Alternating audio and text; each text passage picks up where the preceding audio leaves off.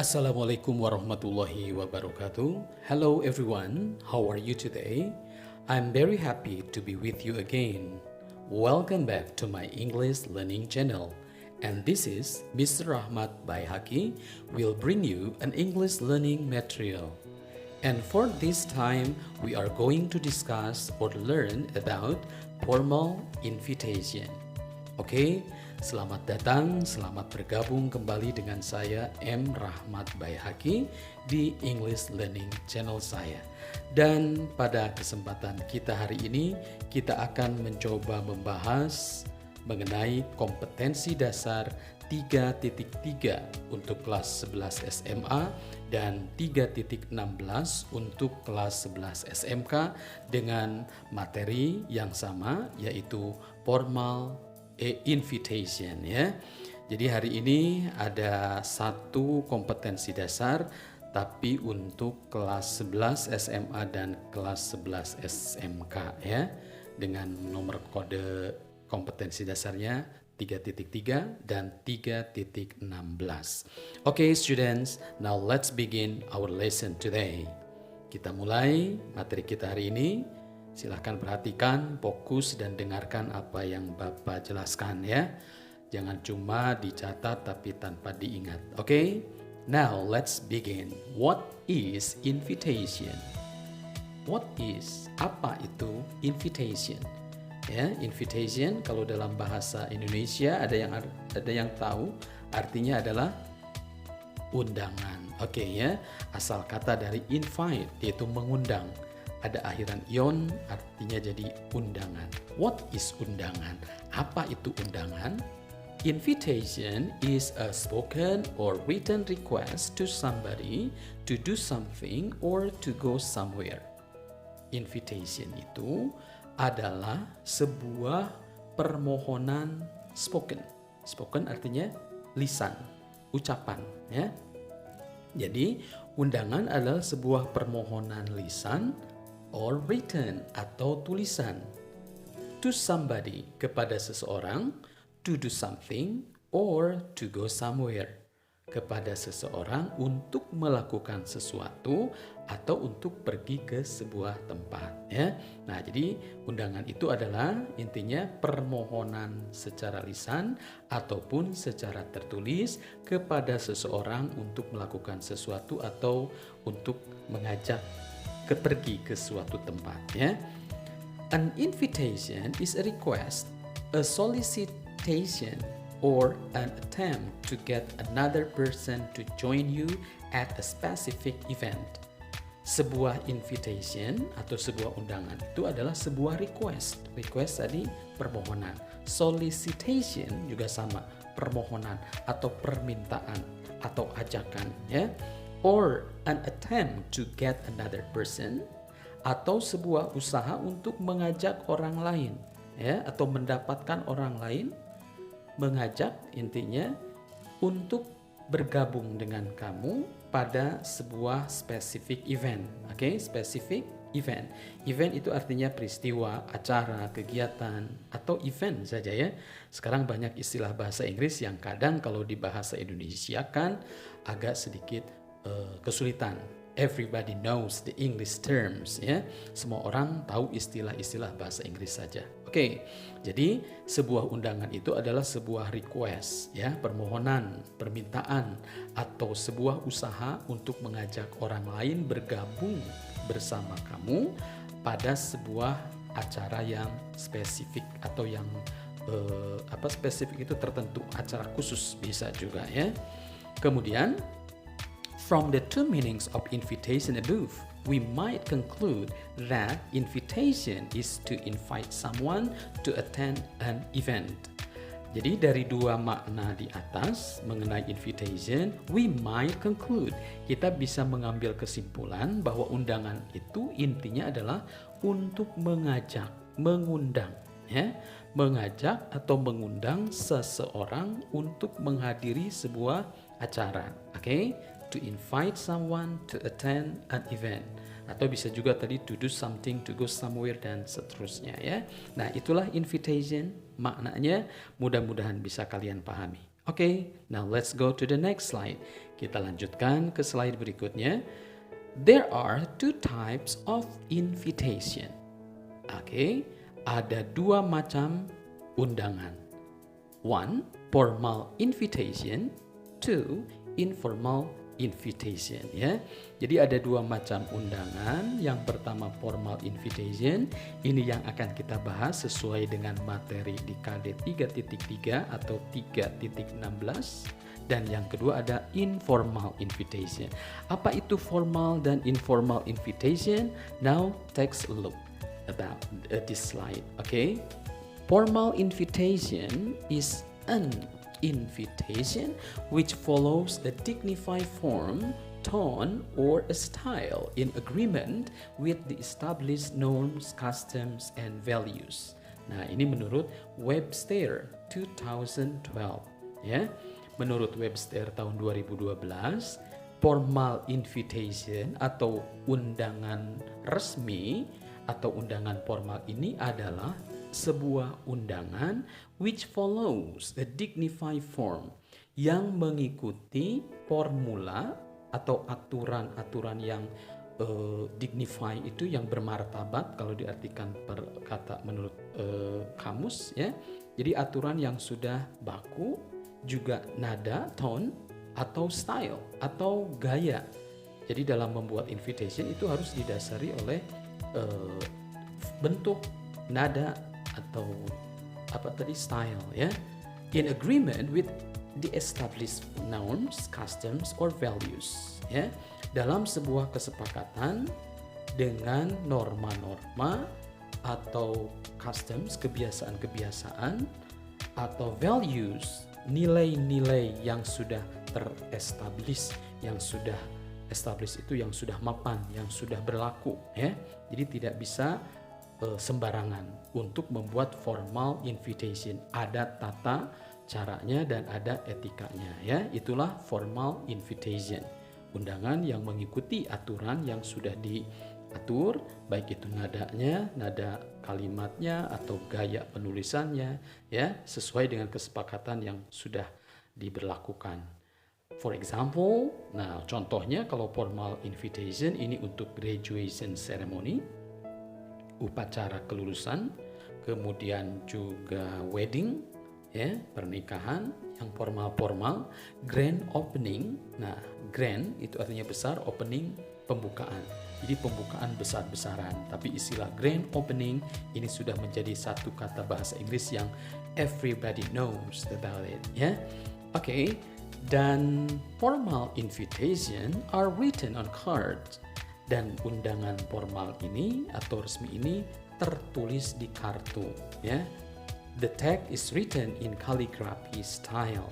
Dan tulisan atau teksnya ini biasanya ditulis dengan gaya kaligrafi. Gaya kaligrafi itu adalah gaya yang diukir atau gaya yang sangat menarik, indah, ya, sehingga orang akan merasa ketika mendapatkan undangan pasti kita mempunyai penilaian tertentu kepada undangan yang dibuat, ya.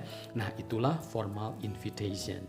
Sementara informal invitation, undangan tidak resmi, itu adalah a personal invitation given to a friend, family like birthday party or family gathering. Informal undangan atau undangan informal itu adalah sebuah undangan pribadi yang diberikan kepada seorang teman atau kepada keluarga seperti ulang tahun, ya, atau family gathering. Family gathering itu artinya kumpul-kumpul keluarga. Nah, ini undangan yang tidak resmi, ya. Jadi bisa dibedakan ada formal invitation dan informal invitation. Oke, students, sampai di sini bisa dipahami, ya. Mudah-mudahan dibaca, dicatat, dan didengarkan penjelasannya. Ingat, everything you do, it is not from me but for you yourself. Apapun yang kalian lakukan bukan untuk saya, bukan untuk guru, tapi untuk kalian sendiri, ya. Oke, now let's see the example. Kita lihat contoh undangan formal berikut dalam bahasa Inggrisnya.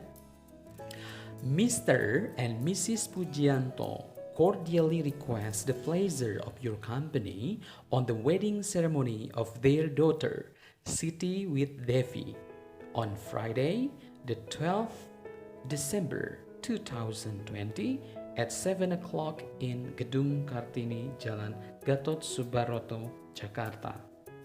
RSVP, yakni 02126734578. RSVP wedding at mymail.com. Dinner will be served at 8 p.m. sharp. Nah, itu contoh undangan secara resmi ya, singkat, sederhana. Kalau dalam bahasa Inggris itu tidak bertele-tele ya. Mr. and Mrs. Pujianto, Tuan dan Nyonya Pujianto cordially request. Nah, cordially itu artinya dengan hormat ya, request atau dengan tidak mengurangi rasa hormat bisa juga, atau secara hormat memohon kehadiran istilahnya ya. Request the pleasure of your company. Memohon dengan senang hati kebersamaan. Company itu kalau diartikan berkata ya perusahaan, tapi company itu bisa artinya bersama-sama. Jadi dengan hormat memohon kesenangan atau memohon dengan senang hati, memohon dengan hormat akan kehadiran Anda pada wedding ceremony, pada acara pernikahan, upacara pernikahan untuk anak mereka Siti dengan Devi pada hari Jumat 12 Desember tahun 2020 pada jam 7 di Gedung Kartini, Jalan Gatot Subroto, Jakarta. RSVP. Nah, ini yang harus kalian lihat, Bapak zoom supaya kalian jelas. Nah, RSVP ini sebuah ungkapan, a French word, kata dari bahasa Prancis ya. Respondez il vous plaît. Nah, itu maknanya ya. Artinya ini mohon membalas dengan segera. Jadi ketika kita diberi undangan dalam bahasa Inggris, itu biasanya yang mengundang itu memohon ada jawaban segera, dan jawabannya bisa disampaikan kepada Yani dengan nomor kontaknya dan juga emailnya. Nah, itu untuk undangan formal dalam bahasa Inggris. Dan di sini ada sebuah instruksi, ada dinner will be served, makan malam akan disajikan pada jam 8 malam ya. Sharp itu artinya tepat. Okay, now let's see next. Okay, ya. Yeah. Nah, ini penjelasannya dari undangan yang tadi ya. Mr. and Mrs. Pujianto, ini bisa kita kasih nama name of the host. Name of the host itu artinya nama dari tuan rumah ya, atau yang mengundang. Kemudian cordially request the pleasure of your company. Kalimat berikut ya, yang tadi sudah diterjemahkan, diingat lagi. Ini mengandung makna pressing the invitation, atau bisa disebut sebagai ungkapan mengundang atau mengajak, press ya, atau pressing. On the wedding ceremony of their daughter, itu dinamakan kind of event, jenis peristiwa atau jenis acara. Acara apa sih Pak Pujianto mengundang? Oh, ini dalam acara wedding ceremony ya. On Friday the 12th of December 2020, ini dinamakan day, date, and year. Pasti ya, ketika ada sebuah acara tidak akan lepas dari tanggal, bulan, dan tahun, juga waktu. Nah, makanya ada 7 o'clock. Di mana? Nah, tempatnya juga perlu. Di Gedung Kartini, Jalan Gatot Subroto, Jakarta. Nah, ini namanya venue. Venue itu artinya tempat ya. Sehingga kalau ditanya kapan, di mana, nah itu undangan itu selalu harus jelas ya. Dinner will be served at 8 p.m. sharp, itu merupakan special instruction. Special instructions artinya instruksi khusus ya, instruksi khusus dari si pengundang supaya dipahami bahwa makan malamnya pada jam 8. Jadi kalau kita datang sebelum jam 8, mohon maaf belum ada makan malam gitu ya. Dan yang tadi Yani RSVP dengan nomor kontak dan emailnya itu dinamakan request to respond ya. RSVP khususnya. Request itu permohonan untuk membalas undangan yang diberikan, ya. Oke, nah ada satu lagi contoh undangan. Kalau tadi undangan pernikahan, nah ini mungkin undangan dari sebuah kegiatan di perusahaan. The Board of Directors of the Indonesian Educational Foundation requests the pleasure of Mr. and Mrs. Rahmat Riyadi at the charity dinner on Saturday, the 23rd of December 2020 at the Sultan Hotel Ballroom. Proceeds benefit the Educational Fund. RSVP Edo 0812 864724678 edo@mygmail.com. Dress code batik. Nah, ini juga ada sebuah undangan formal atau undangan resmi yang bisa kalian telaah kembali. Dan silahkan kalian cari referensi yang lainnya ya. The Board of Directors artinya Dewan Direksi dari Indonesian Educational Foundation, ya, dari Lembaga Pendidikan Indonesia, request the pleasure, memohon ya kedatangan atau memohon dengan senang hati kepada Tuan dan Nyonya Rahmat Riyadi pada acara charity dinner. Charity itu amal, dinner makan malam. Jadi makan malam amal ya, atau malam amal bisa juga. Pada hari Sabtu 23 Desember tahun 2020 di Sultan Hotel Ballroom. Proceed benefit untuk mengumpulkan dana pendidikannya, proceed benefits untuk memproses sebuah keuntungan dari dana pendidikan. RSVP-nya kepada Edo dengan nomor kontak dan emailnya, dan ada satu instruksi spesialnya dengan menggunakan batik untuk dress code. Nah, dress code itu adalah kode berpakaian ya, jadi supaya semua rata. Dress code ini sudah masuk dalam bahasa Indonesia juga ya. Dress code-nya apa, gitu kan? Kode pakaiannya apa? Ini semua tamu menggunakan batik ya. Oke, now let's see again. Nah, di sini ada sebuah contoh undangan yang tidak formal.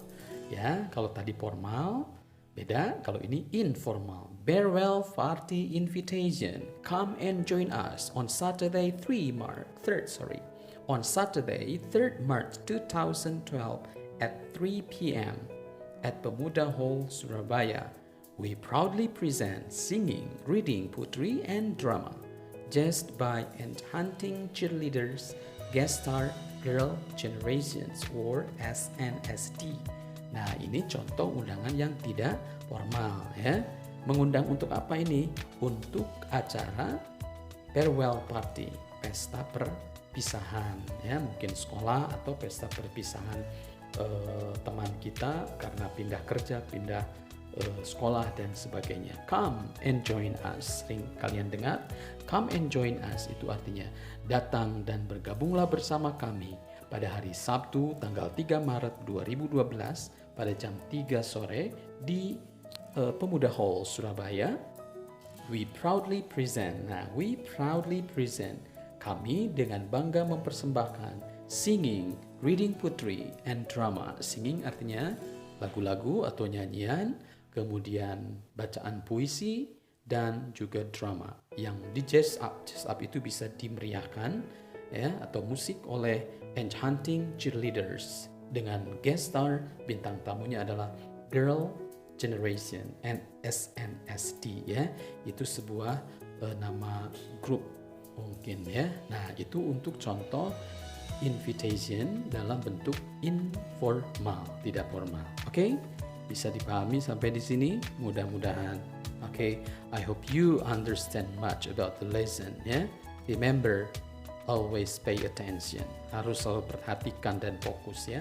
Okay, now let's see again the next slide. Kita lihat slide berikutnya. Nah, sekarang ada responding to formal invitation. Nah, kembali lagi ke formal invitation ya.